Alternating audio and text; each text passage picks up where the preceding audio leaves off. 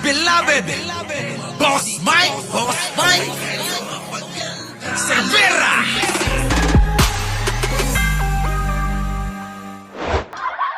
Fake edited photo, original photo.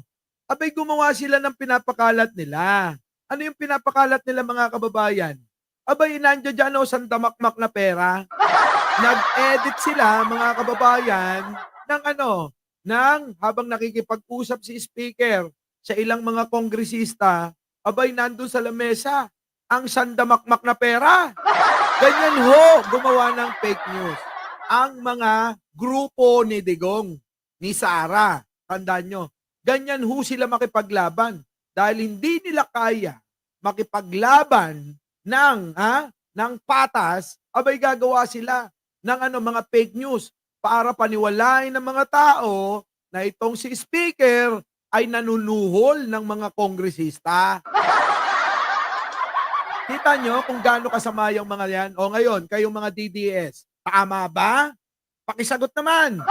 Kung tama yung ginagawa, kung hindi man kayo may gawa, ay yung iba nyong kasamahan, gumagawa ng ganito, edited video, edited photo, tapos ipapalamon sa inyo.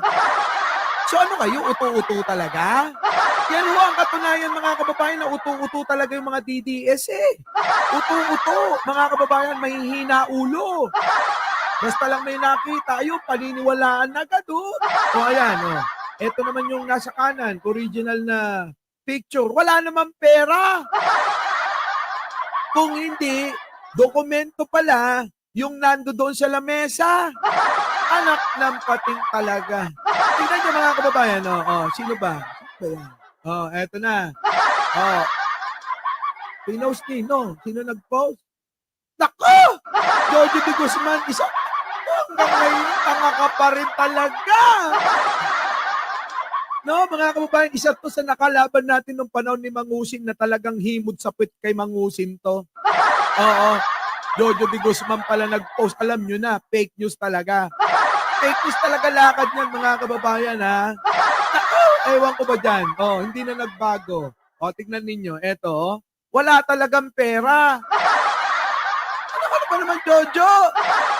Noon pa man, fake news ka na. Pinakalat mo pa na yung nanay ni Mangusin nasaan? Sa Europe.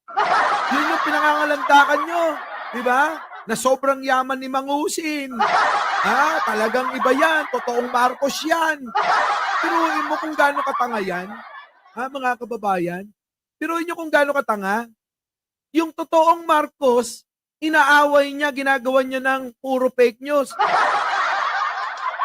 Para masira. Yung peking Marcos, abay kinampihan, ginawa ng mga fake news para pabanguhin siya. Anak ng tinapa talaga kayo. Ganyan ho. Yan sabi dito, the first image circulating online is a maliciously edited and fake version of an actual meeting Speaker Ferdinand Martin G. Romualdez had with colleagues in Congress. The truth, the original photos show a productive and cordial discussion, no stacks of cash. Di ba? No fabricated narratives. Dapat, kita nyo, ganyan po makipaglaban. Ulitin ko lang Ulitin ko lang Ganyan ho sila makipaglaban. Gagawa talaga sila ng mga fake news para pasiraan ang gobyerno at kung sino mang individual na nasa gobyerno. Tulad ni Speaker, binibiktima nila. Kayo po, mga kababayan, tanong ko, kayo po ba ang target? Kayo pong nandito Yung mga nakaabang lang dyan na mga hindi nagla-like. Malamang, mga kababayan, sabi ko nga sa inyo, kahit tae, papakain nila kakainin ng mga yan mga kababayan? Pero kayo na matitino, ano ang masasabi nyo sa ganitong gawain? Tama po ba yung ganyan? Isa pa, mga kababayan, isa pa. Fake news. Isa pa sample ng fake news nila. Ayan. Tingnan nyo, mga kababayan. Save the dates. Protect BP Sara Rally. February 29, 30, 31. Kita nyo, meron ba 30, 31? Meron po bang 30, 31 ngayon sa February?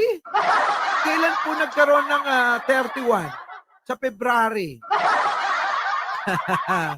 Kailan po? Anak ng pating talaga. Grabe gumawa ng mga fake news. Ha? Grabe gumawa ng fake news yung mga yan. Eto pa. Tingnan ninyo ha. Mga kababayan, ngayon po eto papaliwanag ko. Ang kaibahan. Ang kaibahan ni Sandro Marcos at ni Sara Duterte. Ha? Alam nyo kung ano kaibahan? Si Sandro Marcos may sariling paninindigan. Kahit pasabihin ng tatay niya na ayaw niya, hindi, siya hindi.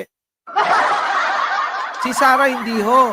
Kapag kuhi ito, ay mga kababayan, kapag si Sara ay nasukol o inaway ninyo, magsusumbong sa tatay niya. Hindi niya kayang panindigan. Walang paninindigan si Sara. Hindi niya kayang magdesisyon sa sarili niya. Pero si Sandro, mga kababayan, kahit pasabihin ng tatay niya, nakita nyo naman, number 1 sa listahan. Diba? Number 1 sa listahan. Talagang pumirma siya. Kahit pasabihin ng tatay, wala, hindi, eto Sabi nga ng tatay, hindi rin kinonsinti. Sabi ng tatay, decision mo yan. Mandato nyo yan. Kung ano nasa puso mo, sundin mo. Diba? Ayaw kitang diktahan. Sabi naman ni Sandro, hindi naman ako nagpapadikta. Sinabi ko lang. Pero, pipirma ako dyan. Diba, mga kababayan? Malupit talaga, no? Paano yan, mga Kicks TV? Yung mga iglesia, yung anak nga, nauunawaan. Paano naman kayo? Huwag nyo nang gamitin yung sinabi ni Pangulo, ha? Diba? Madidismaya lang kayo. Diba? Madidismaya lang kayo. So, eto na mga kababayan. Asan na yun? Next natin, si Larry Gaton, mga kababayan, pinagtawanan si Panelo. Nako, eto pa. Pinagtawanan si Panelo. Pasok! Katawa ang sinasabi ni Attorney Sal Panelo na kaya daw ini-impeach si Sara ay dahil para mapigilan ang pagtakbo nito sa 2028. Nako, napaka lakas naman ng kanilang ilusyon. Walang boto ang mga Duterte at the most 5 million. Si Sal Panelo nga, kasama niya sa mga billboards, mga higanting billboard, mga poster, mga advertisement sa radyo at sa TV at sinasabi na Sal Panelo, panalo. Pero anong boto nakuha niya? Panoorin nyo maigi to, ha? Panoorin nyo maigi. Napakahalaga nung sinasabi ni Secretary Gadon dito, ha? Tapos bigyan natin ng reaksyon. Game! Nakakatawa ang sinasabi ni Attorney Sal Panelo na kaya daw ini-impeach si Sara ay dahil para mapigilan ang pagtakbo nito sa 2028. Nako, napaka lakas naman ng kanilang ilusyon. Walang boto ang mga Duterte at the most 5 million. Si Sal Panelo nga, kasama niya sa mga billboards, mga higanting billboard, mga poster, mga advertisement sa radyo at sa TV at sinasabi na Sal Panelo, panalo. Pero anong boto nakuha niya? Nandyan siya sa kulelat na mga nasa top 30. Wala siya doon sa top 20. Makikita mo doon na walang boto ang Duterte, konting-konti lang. Kaya lang nanalo si former President Rodrigo Duterte noong 2016 ay dahil sinuportahan siya ng mga Marcos loyalists. Dahil no choice. Alang-alang iboto si Marrojas o kaya si Binay na parehong dilaw. Kaya binoto na lang si Duterte dahil nangako siya na ipapalibing niya ang the late President Marcos Sr. doon sa libingan ng mga bayani. Kaya yung mga Marcos loyalists bumoto sa kanya. Kaya hindi pwedeng sabihin na maraming boto si Sara. At the most, 4 million to 5 million lamang ang makukuha niyang boto. Noong 2021, nagpa-survey ang Malacanang kung sino ang malalakas na kandidato. At ito ay pinasurvey nila, internal survey sa mga congressman. At ang lumabas doon, number 1, si BBM, number 2 si Lenny, number 3 si Isko, number 4 lang si Sara. Kaya nga siya hindi tumakbo.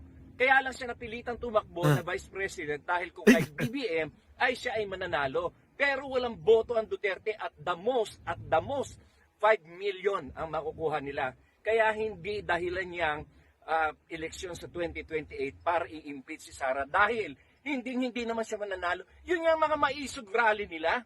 Yung mga maisog rally, wala pang 300 ang nagpupunta at ang Correct. karamihan pa doon ay mga paid vloggers at yung mga tauhan nila.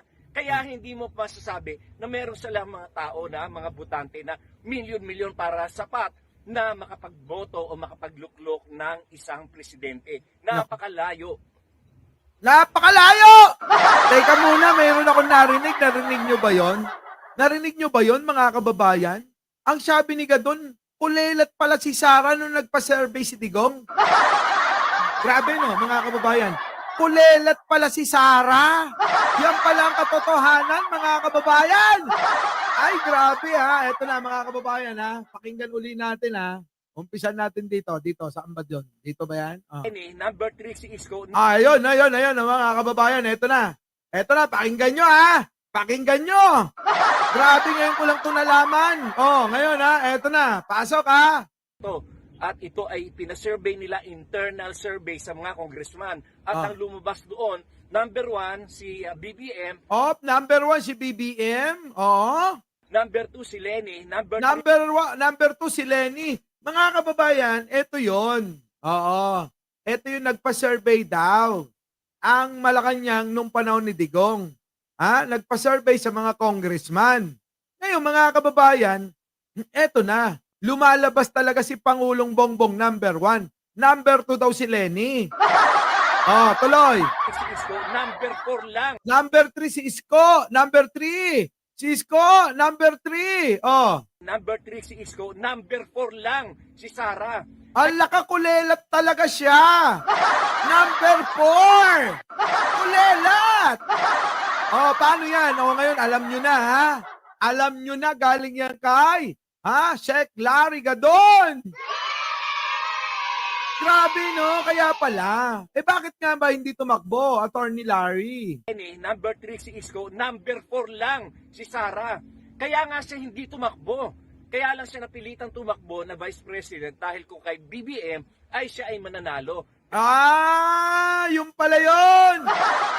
Napilitan lang tumakbong Vice Presidente, mga kababayan, kasi sigurado yung panalo kapag si BBM, ang mga kababayan, ang kanyang kasama. Grabe! Grabe ka, Pio. Grabe ka, Sara, kulelat ka pala. Tapos pinagmamalaki mo ikaw na dapat presidente. Kalokohan pala yan, mga kababayan. Nako! Revelasyon, no? Matinding revelasyon ito. Kanino? Kay Secretary Gadon. Ngayon, mga kababayan, alam niyo na, kulelat pala talaga itong sino. Kulelat pala talaga itong si Sara Duterte. Sa pagka-presidente, Kaya lang na para lumakas nga yung tandem, nag-Marcos Duterte. Kaya pala kahit anong sabihin ng mga tao noon, tumakbo pa rin Vice Presidente si Sara Duterte na hindi pala tatakbo kasi alam na nila na matatalo. Kulelat pala siya. Diba? Kulelat pala. Ito na, mga kababayan, puntahan natin dito. Nako, nandito si Dark Angel. Ito na. Ito na, mga kababayan, bigyan natin ng reaction to sinasabi niya. Talagang akala ko naman si Panelo yung babanatan. Yung pala, si Sara Duterte. Tuloy. Dapat palitan yung title Larry Gadon. Pinagtawanan at binuking si Sara Duterte. Admin. Baka naman mapanood nyo to. Pag nag-edit kayo pwede ba mag-title kayo? Sabihin nyo ganito. Sara Duterte, binuking ni Secretary Gadon kulelat pala noon. Ayos. So, ito na mga kababayan. Shout out, magta-3,000 na tayo. Baka naman gusto nyong dagdagan. Ito na. Pasok. Nakakatawa ang sinasabi ni Attorney Sal Panelo na kaya daw ini-impeach si Sara ay dahil para mapigilan ang pagtakbo nito sa 2028. Nako, Totoo yan. Sabi ni Panelo yan. Secretary Gadon. Sabi ni Panelo yan. napaka lakas naman ng kanilang ilusyon. Lakas naman ng ilusyon nyo, Panelo. Sabi ni Gadon. Lakas nyo namang mag-ilusyon. Tuloy. Walang boto ang mga Duterte at Ay, wala palang boto mga Duterte. Wala. Mahihina pala kayo eh. Diba? So, ibig sabihin nun, binubudol lang yung mga bobo. Sino yung prospect mga bobo? Yung mga DDS na maililiit lang yung utak. Kakapranggot, kumbaga. Binubudol lang pala. Tuloy. almost 5 million. Si Sal Panelo nga, kasama niya sa mga billboards, mga higanting billboard, mga poster, mga advertisement sa radyo, sa TV. At sinasabi na, Sal Panelo, panalo. Pero anong boto nakuha niya? Nandyan sa kulelat na mga... Kulelat nga si Panelo nun, mga kababayan. Kung totoo, tama naman si Gadon. Kung totoong malakas pa ang mga Duterte, sinama pa yung litrato ni Digong, magkatabi sila nun, mga kababayan, laging ganun ang ginagawa eh. Tinatabi siya malakas eh. Parang si Kibuloy. Ang katabi si Marcoleta. Ang tanong ko, sino ba malakas sa kanilang dalawa? Ay, nako. Katawa eh, no? Ito naman si Sal Panelo, ginamit si Digong nun. Mga kababayan, magkatabi pa sila. Nakataas pa yung kamay na ganon. Sal Panelo, panalo. Di ba? Ngayon naman, iba na. Marcoleta, itinabi siya mukha. Nino, ni Kibuloy. Tanong ko, sa kanilang dalawa, sino malakas? Ay, naku, mga kababayan, magagalit na naman si Kicks TV niyan.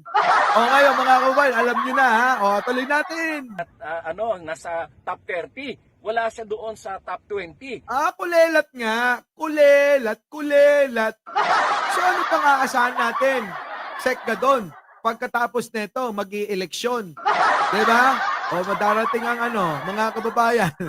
Darating ang 2028. Ano pang inaasahan mo, Sarah? Kala mo mananalo nga? Wala na. Makikita mo, doon na walang boto ang Duterte. Konting-konti lang. Kaya lang nanalo si former President Rodrigo Duterte noong 2016. Nako, revelasyon ito mga kababayan. Alam nyo, totoo to. Totoo talaga to mga kababayan. Kaya nanalo, sabi ni Sek Gadon, si Duterte noon dahil sa suporta ng mga loyalista ng mga Ilocano. Si former President Rodrigo Duterte nanalo ang Duterte, konting-konti lang. Kaya lang nanalo si former President Rodrigo Duterte noong 2016 ay dahil sinuportahan siya ng mga Marcos loyalists. Nako. Dahil no choice. Alang-alang iboto si Mar Rojas. Koreko po, galit po kami noon kay Mar Rojas eh. Kasi si Mar Rojas, masyadong pinersonal yung mga kaalyado ng Marcos nung nagkaroon ng Yolanda. Tandaan nyo ba? O baka nakakalimutan mo, ang presidente ngayon ay Aquino at kayo ay Marcos. Sabing ganon, di ba? So ngayon mga kababayan, ang mga Ilocano, ang mga loyalista, nagalit ng husto. Ngayon, ang tanong ko, syempre pipiliin ng mga tao si Digunyo. Bakit? Hindi pa natin alam kung anong tunay na pagkatao. Kaya no choice tayo mga kababayan. Kaysa kay Mar Rojas, dito na lang kay Digunyo. Yung pala mga kababayan, kung demonyo na yung isa, mas demonyo pa to. Mas matindi mga kababayan, mas matindi. Ito na. O kaya si Binay na parehong dilaw. Kaya binoto na lang si Duterte dahil nangako siya na ipapalibing niya ang the late President Marcos Sr. doon sa libingan ng mga bayani. Kaya yung mga Marcos loyalists, bumoto sa kanya. Correct. Siyempre may pangako, kaya wag niyong yan Mga dot-dot kayo. Wag niyong sinusumbat-sumbat yung pagpapalibing ni Digong. Dahil yun, pangako niya yun. Kapalit ng boto ng mga loyalista. Sinalpit kayo na eh. Sige, attorney. Kaya hindi pwede sabihin na maraming boto si Sara. At the most, 4 million to 5 million lamang ang makukuha niyang boto. Nako, mga kababayan, 4 to 5 million lang ang kayang boto. Patay tayo dyan, Selpa, Uhayo. Diba? Wala pala eh. Walang boto. Kita nyo. Iba talaga kapag ka Marcos mga kababayan. Ulitin ko lang, ang mga Marcos, may loyalista yan. Kung ang mga DDS, meron sila DDS, no? Kung ang mga Duterte may DDS, ang mga Marcos may loyalista. Ang tanong ko, ilan ba DDS? Yung mga DDS nila, mga mukha pantanga. Mga walang alam. Diba? Tuloy. Noong 2021, nagpa-survey ang Malacanang. Yan, noong 2021, nagpa-survey ang Malacanang. Kung sino ang malalakas na kandidato. Kung sino ang malalakas na kandidato, nagpa-survey daw ang Malacanang. Kung sino ang malalakas na kandidato. At ito ay pinasurvey nila, internal survey sa mga congressman. Internal survey, pinasurvey sa mga congressman, mga kababayan. Ito ay internal survey, yung kumbagay guerrilla style, guerrilla style na survey. Yung mga congressman mismo nagpa-survey. Ang lumabas doon, number 1, si BBM. Number 1, ang lumabas sa kanilang survey, number 1 ay si BBM talaga. Sigurado ng panalo. Number 2 si Lenny, number 3 si Isko, number 4 lang si Sara. Nako, number 4 lang pala si Sara. Kulelat talaga, mga kababayan, kulelat si Sara. Sabi dito, mga kababayan, baliktad yung viewers natin, 3,100 mahigit. Dito naman, yun lang, 1 point, baliktad.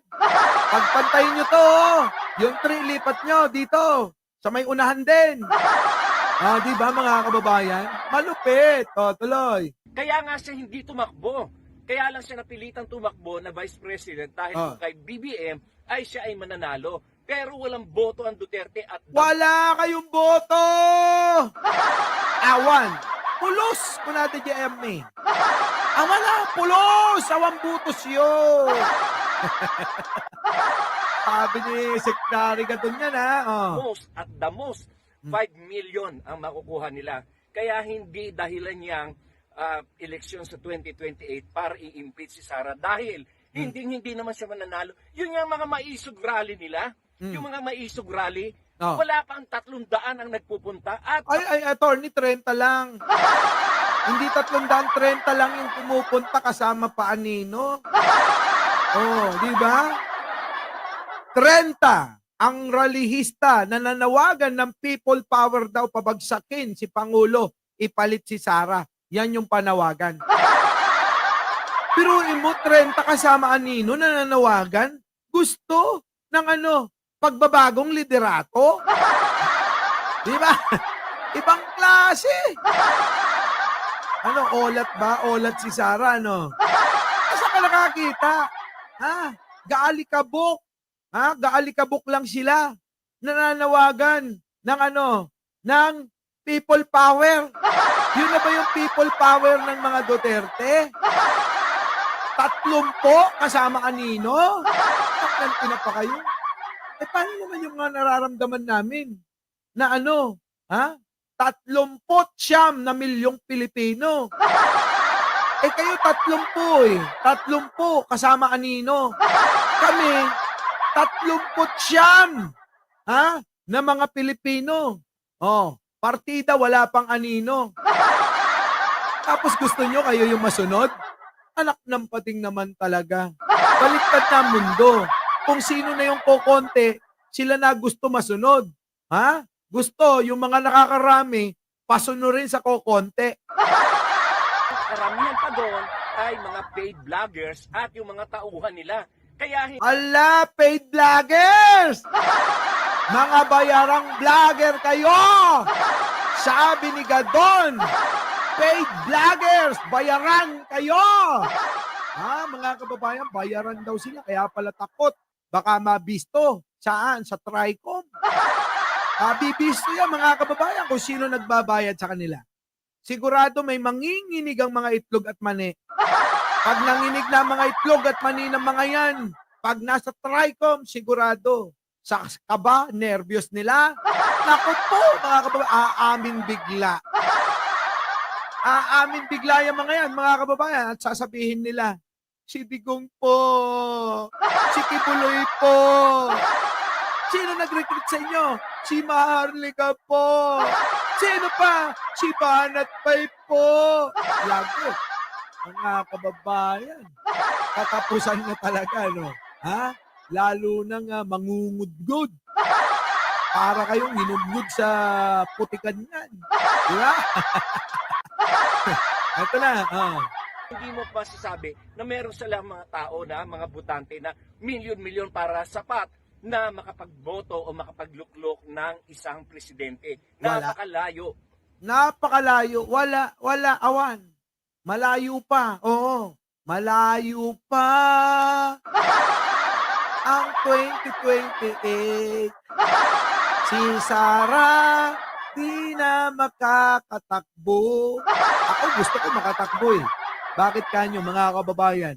Gusto kong makita kung paano nandun sa hulihan. Pag tumakbo si Sara, magiging masaya tayo at mapapatunayan na si Sara ay nandun talaga sa hulihan. Ulelat. Our beloved Boss Mike Cervera.